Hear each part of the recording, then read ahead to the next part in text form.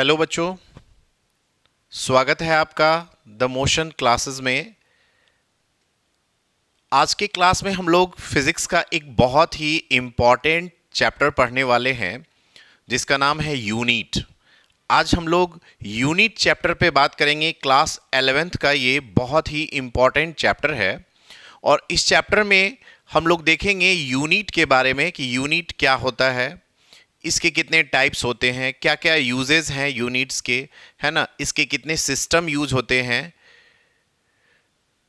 तो ये class 11th के साथ साथ अगर आप 12th की तैयारी कर रहे हैं तो आपके लिए भी बहुत इंपॉर्टेंट है और साथ ही साथ जो बच्चे नीट जेई जैसी प्रतियोगिता परीक्षाओं की तैयारी कर रहे हैं उनके लिए भी बहुत महत्वपूर्ण रहेगा। तो देखिए, हम लोग आज चलते हैं आज अपने टॉपिक पे जिसका नाम है फिजिक्स में यूनिट चैप्टर पे। ठीक है, फिजिक्स का जो आज हमारा चैप्टर है वो बहुत इंपॉर्टेंट चैप्टर है, यूनिट यानी कि मात्रक या इकाई जिसको कहते हैं।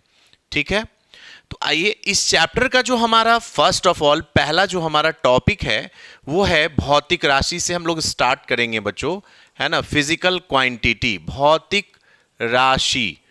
ठीक है, अब ये भौतिक राशि यानी फिजिकल क्वांटिटी ये होता क्या है, टू द पॉइंट हम लोग चलने वाले हैं। इस वीडियो में हम लोग इस टॉपिक को कोशिश करेंगे कंप्लीट कर ले। ठीक है, फिजिकल क्वांटिटी, भौतिक राशि ये होता क्या है बच्चों। तो देखिए, सबसे पहले इसका बहुत आसान शब्दों में समझ लीजिए कि दुनिया की हर वो राशि जिसको हम माप सकते हैं या तौल सकते हैं वो सभी राशियां क्या है, भौतिक राशि है, फिजिकल क्वांटिटी है। ठीक है, तो वैसी राशियां जिनकी सहायता से हम भौतिकी के विभिन्न सिद्धांतों और घटनाओं की व्याख्या करते हैं उसे फिजिकल क्वांटिटी कहते हैं। दो तरह से डिफाइन कर सकते हैं, दोनों डिफिनेशन मैंने आपको बताया। पहला हुआ कि वैसी राशि जिसे मापा या तौला जा सकता है वो सभी राशि क्या है, भौतिक राशि है। और दूसरे शब्दों में अगर हम कहें तो ये कह सकते हैं कि वैसी राशियां जिनकी सहायता से भौतिकी के विभिन्न सिद्धांतों, है ना, और घटनाओं की व्याख्या की जा सकती है उसे हम लोग क्या कहते हैं, फिजिकल क्वांटिटी कहते हैं।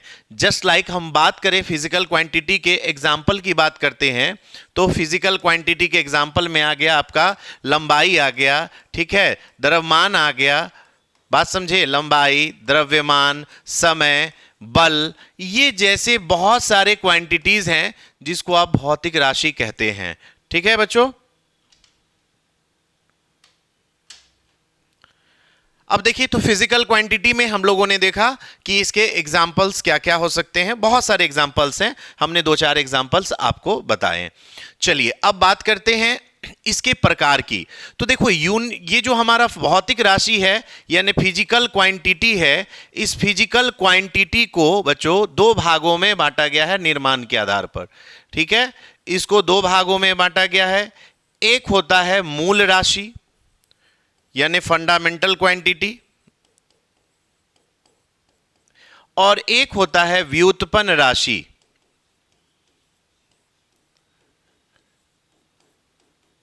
ठीक है, इसको हम लोग कहते हैं फंडामेंटल क्वांटिटी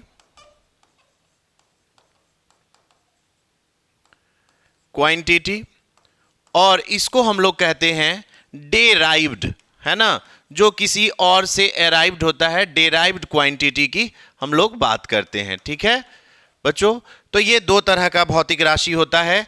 एक होता है हमारा कौन, है ना, मूल राशि, और एक होता है व्युत्पन्न राशि। मूल राशि किसको कहेंगे, वैसी राशि को मूल राशि कहते हैं जिसे परिभाषित होने के लिए, डिफाइन होने के लिए किसी दूसरे राशि की आवश्यकता नहीं है, जरूरत नहीं है। उन राशि को हम लोग क्या कहते हैं, मूल राशि कहते हैं।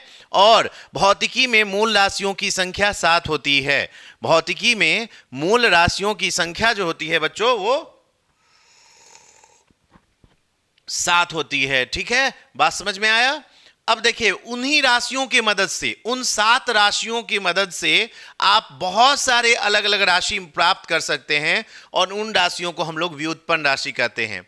यानी कि दो या दो से अधिक मूल राशियों के संयोजन से जो नया राशि बनेगा या उसकी सहायता से जो नई राशि प्राप्त होती है, उस नई राशि को हम लोग क्या कहते हैं? व्युत्पन्न राशि कहते हैं, यानी डेराइव क्वांटिटी कहते हैं। ठीक है, तो हम लोगों ने देखा कि भौतिक राशि को कितने भागों में बांटा गया? 2 भागों में। ओके, तो इसकी संख्या कितनी होती है? 7। और इसमें कौन कौन 7 है? तो हो गया लंबाई, द्रव्यमान, समय, विद्युत धारा, ताप, ज्योति तीव्रता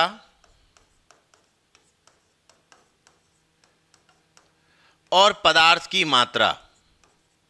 और पदार्थ की मात्रा, ये 7 राशि हो गया।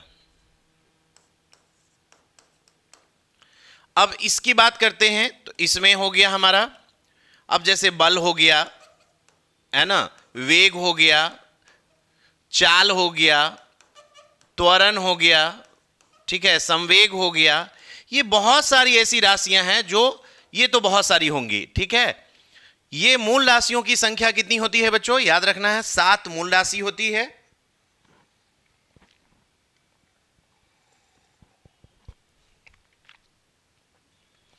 तो समझ में आ गया कि भौतिक राशि किसे कहते हैं? वैसी राशि जिसे मापा या तौला जा सके उसे हम लोग भौतिक राशि कहते हैं। या जिन राशियों की सहायता से भौतिकी यानी फिजिक्स के डिफरेंट लॉज और डिफरेंट फेनोमेनाज यानी नियम और विभिन्न घटनाओं की व्याख्या की जाती है, उसे भौतिक राशि कहते हैं। ये 2 प्रकार का होता है ना, मूल राशि और व्युत्पन्न राशि। याद रखना, इसकी 2 सहायक राशि भी होती है, इसकी 2 सहायक राशि भी होती है बच्चों। और वो सहायक राशि कौन होता है? एक होता है समतल कोण, ठीक है, और एक होता है हमारा और ठोस कोण। ठीक है, याद रखना है, इसकी 2 सहायक राशि भी होती है ना, एक समतल कोण और दूसरा ठोस कोण। तो ये हो गया हमारा भौतिक राशि के बारे में। ठीक है, चलिए अगले बात करते हैं टॉपिक की, परिमाण की बात करते हैं बच्चों। ये परिमाण यानी मैग्नीट्यूड, ये होता क्या है? परिमाण, जिसको इंग्लिश में कहते हैं मैग्नीट्यूड। ठीक है, तो किसी भी भौतिक राशि को मापने के लिए आप जिस संख्यात्मक मान का उपयोग करते हैं, ठीक है, किसी भौतिक राशि को मापने के लिए जिस संख्यात्मक मान का उपयोग किया जाता है, उस संख्यात्मक मान को, उस न्यूमेरिकल वैल्यू को हम लोग उसका मैग्नीट्यूड कहते हैं, परिमाण कहते हैं। बात समझ में आया? जैसे मान लीजिए कि आप विद्युत धारा को मापते हैं, तो विद्युत धारा में 2 एम्पियर, 4 एम्पियर, 5 एम्पियर, तो 4, 5, 2, ये जो संख्याएं हैं ये इसका क्या है? परिमाण है, मैग्नीट्यूड है। और याद रखेंगे, परिमाण कभी निगेटिव नहीं होता है, ये ऑलवेज पॉजिटिव होता है। और अगर माइनस है तो या तो वो लॉस को दिखा रहा है या अपोजिट डायरेक्शन को दिखा रहा है, विपरीत दिशा को। परिमाण हमेशा पॉजिटिव होता है। और किसी भी चीज का परिमाण अगर आपको निकालना हो सिर्फ, तो आप उसको मॉड लगा देंगे तो परिमाण निकल जाएगा। जैसे मान लीजिए अगर -p है और इसको हम मॉड लगा देंगे तो बाहर जो निकलेगा वो p होगा। ठीक है, बात समझे? अब उसी तरह से माइनस वेक्टर q है और मॉड लगा देंगे तो बस q रह जाएगा, क्योंकि ये एरो खत्म हो जाएगा, दिशा से कोई मतलब नहीं है, माइनस से कोई मतलब नहीं है, यानी इसका परिमाण हो गया q। तो परिमाण का मतलब ही होता है कि संख्यात्मक मान। तो ये सिर्फ दिखाता है कि भाई कितना है, हाउ मच, है ना, कितना। ठीक है, तो ये वैल्यू को बताता है। तो ये हो गया हमारा परिमाण। चलिए अब हम लोग चलते हैं अपने टॉपिक पर, जिसका नाम है मात्रक यानी कि यूनिट। अब बताइए यूनिट क्या होता है? ठीक है, किसी भी भौतिक राशि को मापने के लिए एक स्टैंडर्ड की जरूरत होती है, एक मानक की जरूरत होती है। उसी मानक को, उसी स्टैंडर्ड को हम लोग क्या कहते हैं, उसका मात्रक कहते हैं।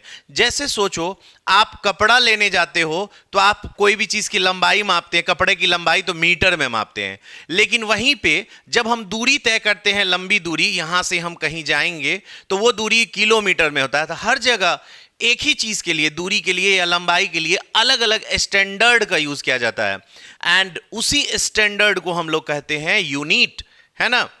To measure a physical quantity we need a standard which is called unit, मात्रक, ठीक है। अब जैसे देखिए एक व्यक्ति 5 किलोमीटर की दूरी तय करता है, तो देखो इसमें सबसे पहले हम अगर बात करें भौतिक राशि की बच्चों, तो भौतिक राशि कौन हो गया, तो भौतिक राशि हो गया दूरी। परिमाण क्या हुआ, इसका परिमाण 5 हो गया, इसका मात्रक क्या हो गया, किलोमीटर, ठीक है।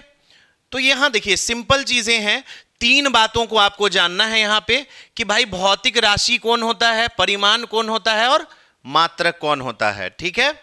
अब देखिए मात्रक को भी 2 भागों में बांटा गया, ठीक है। अब हम लोग बात करते हैं मात्रक की, यूनिट की। तो देखो बच्चों मात्रक भी 2 प्रकार का होता है, एक होता है मूल मात्रक और एक होता है व्युत्पन्न मात्रक, ठीक है। एक होता है मूल मात्रक और दूसरा होता है हमारा व्युत्पन्न मात्रक, ठीक है, व्युत्पन्न मात्रक। ये 2 तरह के मात्रक होते हैं, ठीक है। अब मूल मात्रक, तो मूल राशि का जो मात्रक होगा वो सब क्या कहलाएगा, मूल मात्रक कहलाएगा। हमने पिछले देखा कि भाई मूल राशि क्या है, तो 7 मूल राशियां होती है, तो उन्हीं 7 राशियों का जो मात्रक होता है वो मूल मात्रक कहलाता है। अब जैसे मान लीजिए कि लंबाई, लेंथ, तो लंबाई के लिए हम लोग मीटर का यूज करते हैं, तो मीटर मूल मात्रक इसका हो गया। अगर हम द्रव्यमान के लिए यूज करते हैं किलोग्राम, तो किलोग्राम इसका मूल मात्रक हो गया। अगर हम समय के लिए सेकंड यूज करते हैं, देन समय का जो मूल मात्रक हुआ वो सेकंड हो गया। अगर हम ताप के लिए केल्विन यूज करते हैं तो केल्विन इसका मूल मात्रक हो गया। उसी तरह से अगर हम धारा यानी विद्युत धारा के लिए हम लोग क्या यूज करते हैं, एम्पियर यूज करते हैं, तो एम्पियर हमारा क्या हुआ, मूल मात्रक हो गया, ठीक है। उसके बाद ज्योति तीव्रता के लिए, ज्योति तीव्रता के लिए हम लोग क्या यूज करेंगे, तो ज्योति तीव्रता के लिए हम लोग यूज करते हैं कैंडेला, ठीक है। तो कैंडेला मूल मात्रक हो गया। पदार्थ की मात्रा,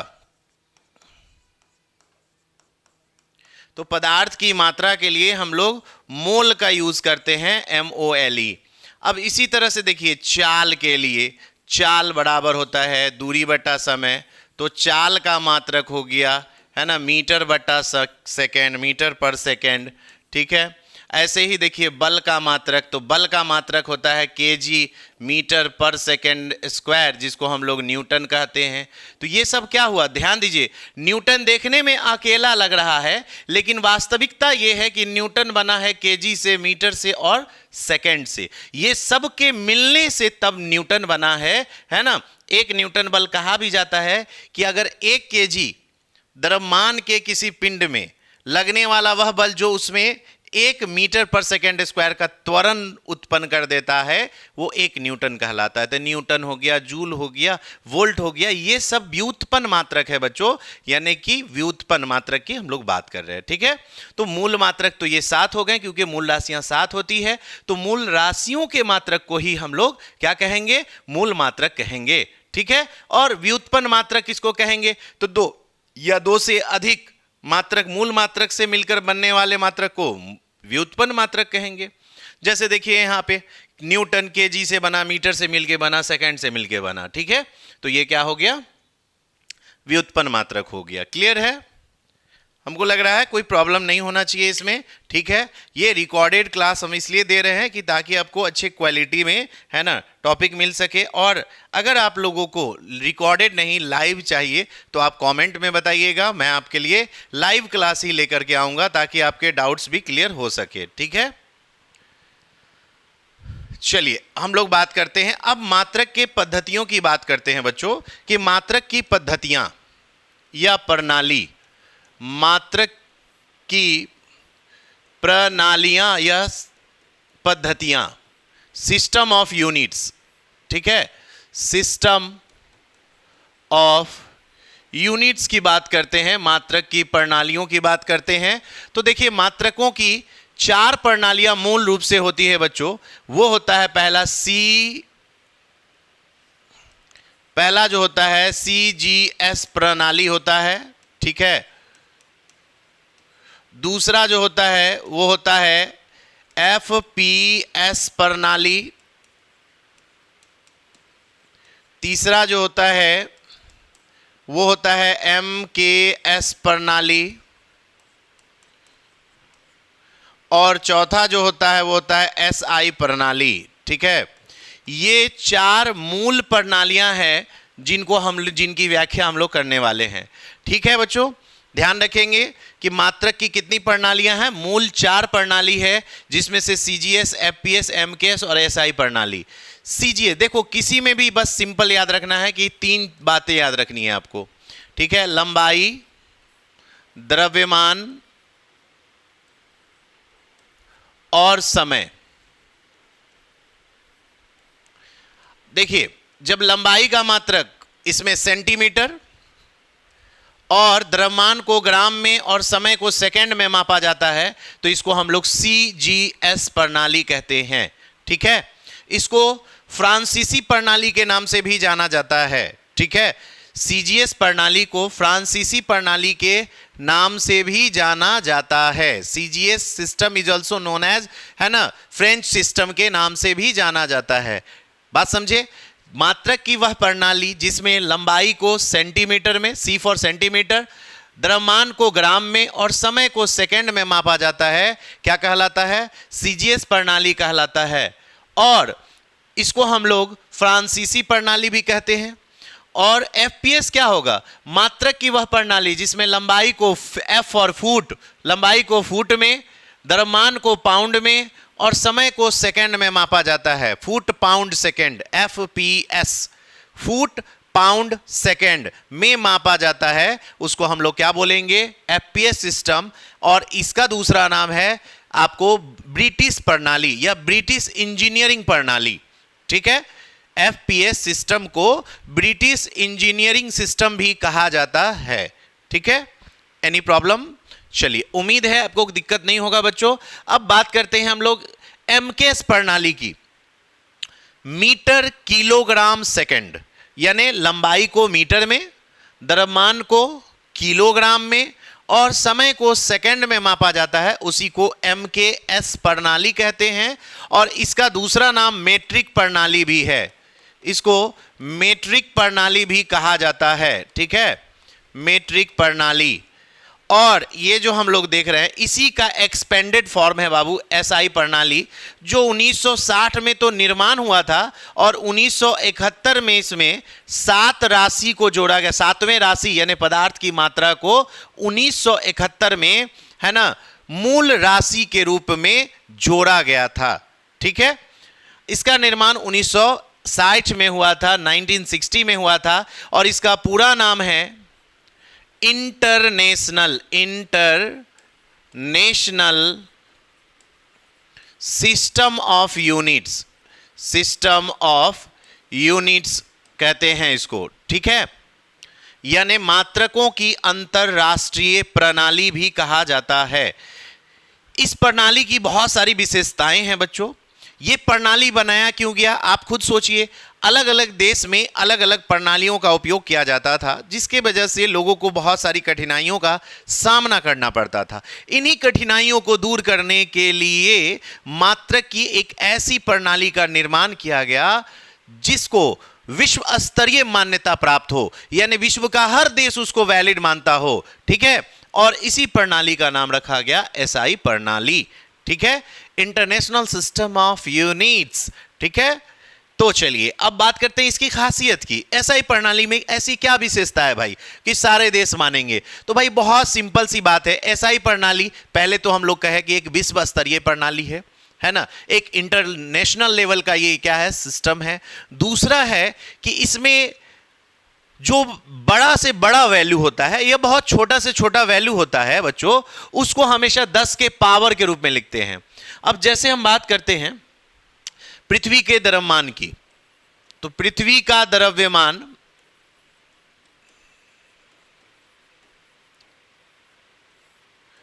ME mass of earth 5.96 into 10 to the power 24 kg के अप्रॉक्स होता है। ठीक है, अब सोचो उसी तरह से अगर मान लीजिए हम बात करते हैं इलेक्ट्रॉन के द्रव्यमान की, इलेक्ट्रॉन के द्रव्यमान की बात करते हैं, मास ऑफ इलेक्ट्रॉन जो होगा है ना द्रव्यमान, वो 9.11 into 10 to the power -31 kg होता है। ये वैल्यूज पर जब आप ध्यान देंगे बच्चों तो देखेंगे कि ये बहुत बड़ा वैल्यू है। अगर 24 जीरो हमको इसको रिप्रेजेंट करना है तो बहुत मुश्किल होगा। 596 0 0 0 0 0 0 0 0 0 0 0 0 0 0 24 जीरो हमको बोलना पड़ेगा, यानी कि दशमलव के बाद भी अगर हटाएंगे तो 22 जीरो और बोलना पड़ेगा। अब इसमें सोचो बटा में -31 जाएगा तो यानी कि 0.0000 करते करते 91 होगा, यानी कि 30 अंक पहले दशमलव और देना पड़ेगा। सोच के देखिए, तो बहुत बड़े मान और बहुत छोटे मान को हमेशा इस प्रणाली में लिखने के लिए 10 के पावर के रूप में रिप्रेजेंट करते हैं। ये एसआई प्रणाली की एक विशेषताओं में से एक है। उसके बाद ये जो प्रणाली है इसको आसानी से आप दूसरी प्रणालियों में आप बदल सकते हो, इजीली कन्वर्टेबल है। इसको आसानी से आप एक सिस्टम से दूसरे सिस्टम में, जैसे सीजीएस से एमकेएस में, सीजीएस से एसआई में, है ना, एफपीएस से एसआई में या एसआई से एफपीएस में हम इजीली ला सकते हैं। यानी कि इस प्रणाली को आसानी से दूसरी प्रणालियों में बदला जा सकता है ना। उसके बाद इस प्रणाली में अगर कोई मात्रक वैज्ञानिक के नाम पर है तो उसका पूरा नाम स्मॉल लेटर से होता है, जैसे न्यूटन स्मॉल लेटर से होगा, और इसका सिंबल कैपिटल लेटर से। जूल स्मॉल लेटर से होगा पूरा नाम, लेकिन इसका सिंबल कैपिटल लेटर से होगा।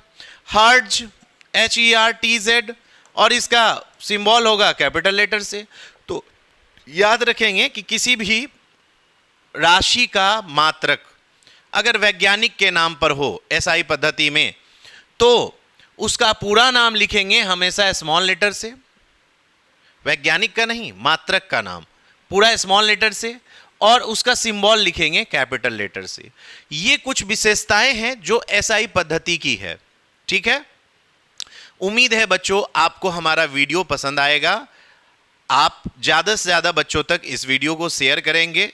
हमारा इस वीडियो में एक टॉपिक लेके चलना है और वो है हमारा सिर्फ यूनिट। हम लोग नेक्स्ट वीडियो लाएंगे जो डायमेंशन के लिए होगा। एकदम घबराना नहीं है, सारा टॉपिक वाइज आपको वीडियो मिलेगा। ठीक है, 11th के प्रत्येक टॉपिक का वीडियो हम YouTube पर देने जा रहे हैं। जितने भी टॉपिक हैं 11th में, जितने भी चैप्टर्स हैं, उन सारे चैप्टर के बारे में यहाँ 11th की पढ़ाई होगी। फ्री ऑफ कॉस्ट आप 11th पढ़ सकते हैं YouTube के माध्यम से। ठीक है, अगर आपको लगता है कि सर मुझे लाइव क्लास में जुड़ना है तो आप लाइव क्लास के लिए आप रिक्वेस्ट करेंगे, मैं आपको लाइव क्लास दूंगा। ठीक है, अभी मैं रिकॉर्डेड क्लास प्रोवाइड कर रहा हूं ताकि बच्चों को अच्छी क्वालिटी प्रोवाइड हो सके, है ना। अगर आपको लगेगा कि लाइव क्लास में हम जुड़ना चाहते हैं तो you are most welcome. Comment में ज़रूर बताएंगे कि आपको लाइव क्लास चाहिए या अपलोड वीडियो चाहिए। ठीक है, चलिए आगे बढ़ते हैं अगले टॉपिक की ओर। ठीक है, अब देखिए कुछ महत्वपूर्ण मात्रक की हम लोग बात करते हैं बच्चों। अब जैसे बात करते हैं, हम लोग बात कर लेते हैं प्रकाश वर्ष की, बहुत महत्वपूर्ण है, ये अक्सर पूछता रहता है, क्लास 12th में भी पूछता है। लाइट ईयर, प्रकाश वर्ष, इसको इंग्लिश में कहते हैं लाइट ईयर, प्रकाश वर्ष। ठीक है, तो देखो बच्चों, एक वर्ष में प्रकाश द्वारा निर्वात में तय की गई दूरी। एक वर्ष में प्रकाश द्वारा, सूर्य का प्रकाश द्वारा निर्वात में तय की गई दूरी जो होती है उसी को हम लोग क्या कहते हैं? एक प्रकाश वर्ष कहते हैं। ठीक है, एक प्रकाश वर्ष क्या होगा? तो एक प्रकाश वर्ष का मतलब हो गया, दूरी बराबर क्या होता है? चाल। तो 3 × 10⁸ मीटर पर सेकेंड होता है निर्वात में प्रकाश की चाल। और 365 दिन, एक वर्ष मतलब समय, 365 दिन, एक दिन में 24 घंटा, 1 घंटे में 60 मिनट और 1 मिनट में 60 सेकेंड। तो यहां देखो सेकेंड और सेकेंड इनवर्स स्वाहा हो गया। और इसको जब हम मल्टीप्लाई करेंगे तो लगभग 9.46 × 10⁻15 मीटर आएगा। अगर हम मीटर में कन्वर्ट करेंगे तो 1 लाइट ईयर, और इसी को अगर हम किलोमीटर में लिखेंगे तो 10⁻12 +12 है ना किलोमीटर होगा। 10⁻12 किलोमीटर, क्योंकि 1 किलोमीटर बराबर 10⁻3 मीटर होता है। ठीक है, तो प्रकाश वर्ष क्या है? तो देखिए अंतरिक्ष में दूरी को मापने की एक इकाई है। पहले हम ऐसे भी कह सकते हैं इसके बारे में कि प्रकाश वर्ष, सीधे पूछा कौन चीज है भाई, क्या चीज को मापता है? तो अंतरिक्ष में दूरी को मापने की एक इकाई है, दूरी को मापा जाता है। तो पहला बात ये दूरी का मात्रक है। क्लास 12th के एग्जाम में भी पिछले साल पूछा हुआ था कि प्रकाश वर्ष किसको मापता है, किस चीज की इकाई है? तो देखिए वर्ष देख करके लोग अक्सर इसको समय का मात्रक मान लेंगे, लेकिन नहीं, प्रकाश वर्ष जो है बच्चों वो दूरी का मात्रक है। अंतरिक्ष में दूरी को मापने के लिए हम लोग प्रकाश वर्ष का यूज करते हैं, लाइट ईयर का यूज करते हैं, बिकॉज बहुत लंबी दूरियां होती है। लाइट जो ट्रैवल करता है बहुत ज्यादा स्पीड होता है, 3 लाख किलोमीटर पर सेकेंड या 3 × 10⁸ मीटर पर सेकेंड होता है स्पीड। तो इसकी वजह से है ना, प्रकाश की चाल बहुत अधिक होने की वजह से इसकी दूरी बहुत ज्यादा तय करेगा। ठीक है, तो डेफिनेशन क्या हुआ इसका कि प्रकाश द्वारा निर्वात में एक वर्ष में तय की गई दूरी को प्रकाश वर्ष कहा जाता है। इससे भी बड़ा मात्रक होता है पारसेक, है ना, पारसेक। तो एक पारसेक जो होता है लगभग 3.26 लाइट ईयर के बराबर होता है, प्रकाश वर्ष के बराबर होता है। ठीक है बच्चों, यानी प्रकाश वर्ष से भी बड़ा मात्रक कौन हुआ? पारसेक। पारसेक जो है वो अंतरिक्ष में दूरी मापने की सबसे बड़ी इकाई है वर्तमान समय में, है ना। पारसेक में ही मापा जाता है, सबसे लंबी दूरियों को पारसेक में मापा जाता है। क्लियर है? पारसेक समझ में आ गया? पारसेक क्या है? ठीक है, एक होता है खगोलीय इकाई, याद रखना है खगोलीय इकाई। तो खगोलीय इकाई क्या होता है? खगोलीय इकाई, एस्ट्रोनॉमिकल यूनिट, AU इसको कहते हैं। पृथ्वी से सूर्य के बीच की जो औसत दूरी होती है, पृथ्वी से सूर्य के बीच की जो औसत दूरी होती है उसी को कहते हैं 1.496 × 10⁻11 मीटर के बराबर होता है। ये 1.5 लगभग कर सकते हैं × 10⁻11 मीटर, ये इतना के बराबर होता है। पृथ्वी और सूर्य के बीच की जो औसत दूरी होती है, average distance between earth and sun, है ना, दोनों के सेंटर के बीच की जो औसत दूरी है, एक्चुअली वहां जाके इंची टेप से तो माप नहीं सकते हैं ना कि दूरी कितना है, इसलिए औसत दूरी के रूप में मापा जाता है। वहां से जो लाइट आता है ना, उसको उसके आने के समय के अकॉर्डिंग हम लोग मापते हैं। ठीक है, लगभग 500 सेकंड का टाइम लगता है ना, उसी के आधार पर हम लोग मापते हैं कि भाई ये कितना होगा। ठीक है, तो खगोलीय इकाई जो होता है वो पृथ्वी और सूरज के बीच की क्या है? एक औसत दूरी है। इसके बाद कुछ छोटे यूनिट्स भी यूज किए जाते हैं, जैसे माइक्रोमीटर, माइक्रोन, एक माइक्रोन, माइक्रोमीटर को बोलते हैं। तो एक माइक्रोमीटर ऐसे सिंबल में लिखते हैं, 1 गुने माइक्रो को हटाएंगे तो 10⁻⁻6 मीटर।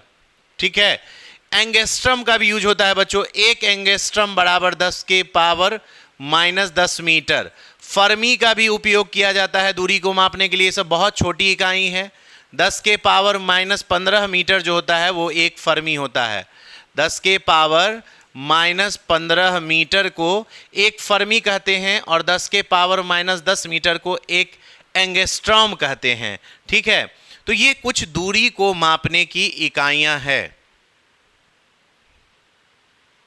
ठीक है, ये हो गया हमारा मात्रक की बात कि हम लोग मात्रक चैप्टर में जो फंडामेंटल चीज़ें थी उनको हम लोगों ने पढ़ाया। वह है तो पढ़ाने के लिए और भी बहुत कुछ हो सकता है, पॉसिबल नहीं है कि एक क्लास में सारी चीज़ों को पढ़ा देना। फिर भी हमने आपको थ्रू आउट एक सिंपल रिवीजन करवा दिया कि मात्रक में हम लोगों को मूल रूप से क्या क्या पढ़ना है, उन चीज़ों के बारे में हम लोगों ने यहाँ पे बात किया। बाकी क्लासेस में इससे भी ज़्यादा डिटेल पढ़ाया जाता है आपको, जो क्लास की पढ़ाई होती है उसमें इससे भी ज़्यादा। बट हमारी कोशिश है कि जो बच्चे क्लास नहीं कर पा रहे हैं किसी कारणवश, उन बच्चों की भी 11th अच्छी हो, ताकि 12th में उनको प्रॉब्लम क्रिएट नहीं हो, उनके लाइफ में प्रॉब्लम नहीं आए ज़्यादा। इसलिए हमने यहाँ से 11th क्लास की शुरुआत की है। और बस आप लोगों का प्यार स्नेह चाहिए कि भाई हम लोग आगे अच्छा करते रहें, इसके लिए। ठीक है, बस आप लोग अपना प्यार सम्मान हमारे लिए रखें और इस तरह हमारे लिए दुआ करें, हमारे चैनल को सब्सक्राइब करें कि हम लोग अच्छा करें और इसी तरह से आपके लिए नए नए टॉपिक्स लेकर के आते रहें। मिलते हैं फिर अगले वीडियो में, जब तक के लिए थैंक यू, जय हिंद।